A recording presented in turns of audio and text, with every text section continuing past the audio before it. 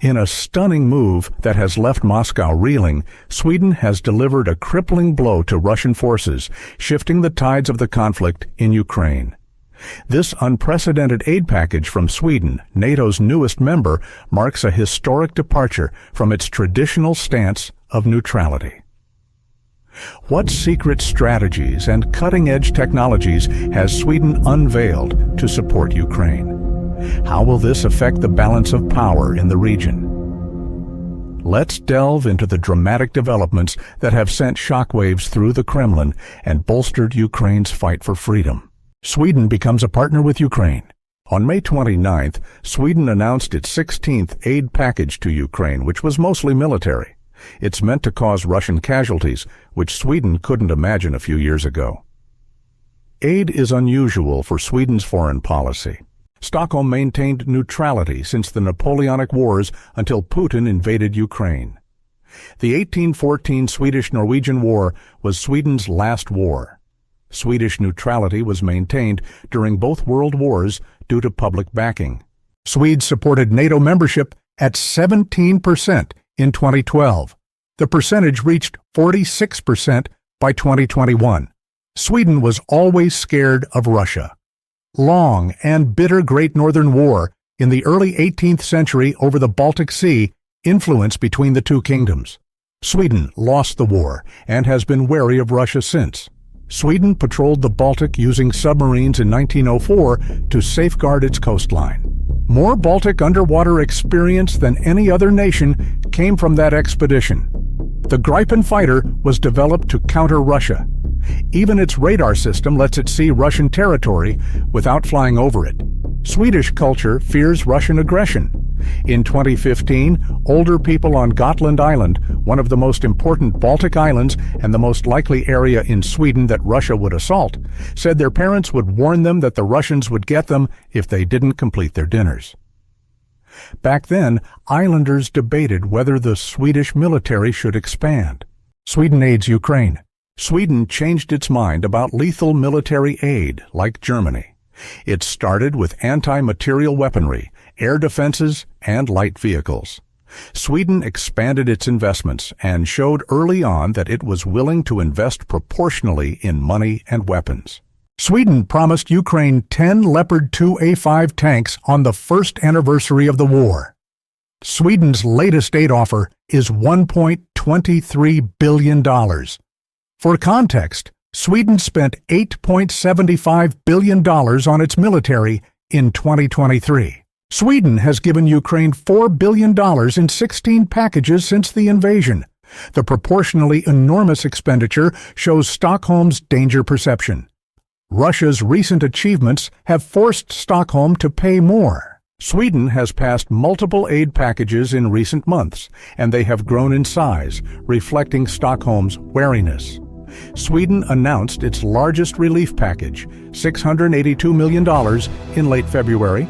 The shipment comprised 10 CB-90 combat boats, 20 group boats, underwater weaponry, $192 million in desperately needed artillery ammunition, RBS-70 manned portable air defense systems, anti-tank missiles, Carl Gustaf grenade launchers, hand grenades, and medical supplies. Sweden provided aid to Ukraine to secure its electricity supplies in early May, since Russian missiles and drones targeted this area.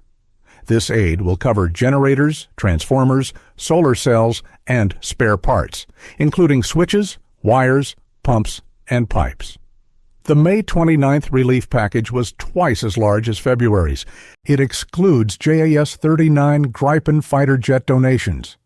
Ukraine has shown interest in this platform and may do so in the future, but it wants to focus on its F-16 development. Stockholm says it's still considering donating the Gripen system, but Ukraine shouldn't split its attention between the two new fighter jet programs. The help is enormous, but fighter planes won't be donated. Sweden's Deputy Prime Minister Eber Busch said the package includes Ukraine's top priority equipment. Additional 155mm artillery munitions may be the most significant immediate contribution. Sweden didn't say how many shells it would give Ukraine, but it will boost its supply to around 2 million rounds. This will provide Ukraine with ample ammunition until 2025. The Swedes will donate AM-120 like RB-99 AMRAAM missiles. Sweden's Ministry of Defense said these missiles will be repurposed for ground-based anti-aircraft systems. These will likely go to Ukraine's NASAMS units. After Avdiivka fell, Russia began employing its aviation to better support its ground forces, which helped Russian forces march west faster. NASAMS and other Ukrainian air defense troops downed Russian jets. Additional ammo will restrict Russian air power and make Moscow more cautious. Sweden will deliver its full PBV-302 infantry fighting vehicle fleet to Ukraine. These were decommissioned from Swedish service in 2014 when the Combat Vehicle 90 replaced the PBV-302. Stockholm decided to give its older vehicles rather than store them. Sweden's aid declaration noted that the Ukrainian army was forming numerous new brigades and needed armored vehicles for their troops. The PBV-302 would meet this need. The PBV-302's right turret holds a 20mm gun. Drum magazines hold 30 rounds for the cannon. Secondary weapons include a 7.62mm machine gun. It weighs 12.3 tons and has 20mm armor. Driver, mechanic, gunner, and commander make up its crew. It can carry 8 soldiers in its landing compartment. Despite producing over 600 of these vehicles between 1966 and 2014, Ukraine will receive less. Since 2005, much of the fleet has been decommissioned. At least 180 were still in service at varying readiness levels in 2018. These trucks are likely what Sweden will give Ukraine. The vehicles will be fixed and upgraded before the transfer. The package includes 20mm gun ammunition and the remaining replacement components and maintenance equipment for these vehicles. Sweden's latest donation includes more than the PBV-302. Swedish Armed Forces excess gasoline transport vehicles are also provided. This aid package will maintain Swedish donations. Ukraine could receive aid on a large scale. Stockholm will donate satellite-subscribed terminals to Kiev for command and control. The Swedish Defense Research Agency will help the Ukrainian Armed Forces establish a defense research institute for training and doctrine. Several financial support provisions are included. Most essential, Sweden will invest in large-scale, quick aid to Ukraine. Sweden will allow Ukraine to employ all of this package's armaments against Russian targets. Stockholm believes it can refill all munitions and equipment sent to Ukraine through new investments. 2 Saab ASCC-890 airborne early warning and control planes were the biggest contribution. Swedish Defense Minister Pål Jonson stated these aircraft would most affect Ukraine's air defense network. Ukraine can better track missiles and drones with these planes. They also identify offensive targets. Swedish cooperation includes teaching Ukrainian Air Force pilots to fly these jets. Stockholm's donation of these planes went beyond money. Sweden had only 2 AWACS planes. The Swedes acknowledged that the donation of these planes and other provisions made their territorial defense vulnerable. They took a calculated risk, according to Prime Minister Ulf Kristersson. Mette Fredriksson's comments may have come to mind. She noted early in 2024 that European nations should sacrifice their arsenals to defeat Russia far from home rather than use them against an emboldened Putin closer to home. Sweden will buy more S-106 Global Eyes to address the command and control plane shortfall. Saab's 2020 AWACS is its latest. Sweden says it will replace all the ammo and other equipment it lost in Ukraine. Sweden plans to increase defense spending. Stockholm announced a 28% military budget increase for 2024 in September 2023. Increases will occur in 2025 and 26. Sweden will exceed the NATO defense spending objective of 2% of GDP by appropriations. The financial increases may also make Sweden a reliable partner for Ukraine. Stockholm has stated its long-term partnership with Ukraine.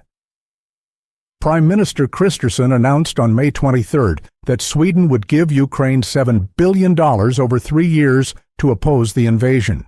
The package sent to Ukraine the following week was the first of several, and they will undoubtedly grow. Sweden will be able to provide this aid due to future military budget rises. The Ministry of Defense announced large artillery and transport aircraft investments as part of the domestic defense spending agenda. These investments will allow Sweden to make and transport Ukraine's weapons and ammunition in the future. How does Sweden's recent and future aid affect Ukraine's attrition war? The Estonian Ministry of Defense reported in December 2023 that Ukraine may win the conflict in 2025 by killing or maiming 100,000 Russian troops in 2024. Russia can call many more soldiers its colors, but they must be trained and assigned to a cohesive unit to be effective on the battlefield. These units would swiftly lose men, increasing the demand for manpower and sending troops to the front with less training. The vicious spiral would be too much for Russia, even with more manpower than Ukraine. Estonians estimated that Ukraine could provide 8,000 well-trained troops per year for Russia if it reached the 1,000 criteria. Most would be useless cannon fodder. Sweden's donation, especially the new artillery ammunition, will help Ukraine achieve this. This is possible with help from Sweden, as Ukraine killed or maimed 17,000 Russian servicemen in the first 2 years of the war. Ukrainian army trained by NATO allies. Over 100,000 Ukrainian soldiers have been trained by Western allies since the war began, but the training has been inconsistent. Most Western forces have 10-week basic training courses, with additional months for specialist roles, while most Ukrainian soldiers received just 5 weeks of training.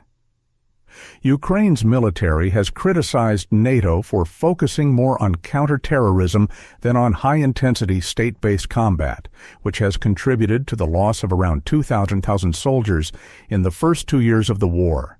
A 10-week intensive training program for Ukrainian officers suggested by Estonia could improve brigade-level operations. However, due to inadequate officer training, many Ukrainian operations are limited to platoon or company-level actions, which hampers effectiveness. For example, in Zaporizhia, Ukrainian forces failed to capitalize on initial successes due to a lack of personnel, Russian mines, and artillery. Sweden is now stepping in to help, including building a defense research institute to improve training and reduce casualties. Sweden's aid, including ammunition, will help Ukraine continue the war of attrition, countering Russia's strength. Despite Sweden's historical neutrality, it has committed significant resources to support Ukraine, signaling a strong European effort even if U.S. funding wanes. Sweden's bold decision to deliver substantial aid to Ukraine marks a crucial turning point in the conflict. As NATO's newest member, Sweden's commitment strengthens the alliance's backing of Ukraine's sovereignty. While the ultimate effect of this aid on the war's outcome is still unfolding, it's clear that Ukraine has formidable allies. If you found this video insightful, don't forget to like, share, and subscribe for more updates. Have a great day and stay tuned for our next video on the latest developments between Russia and Ukraine.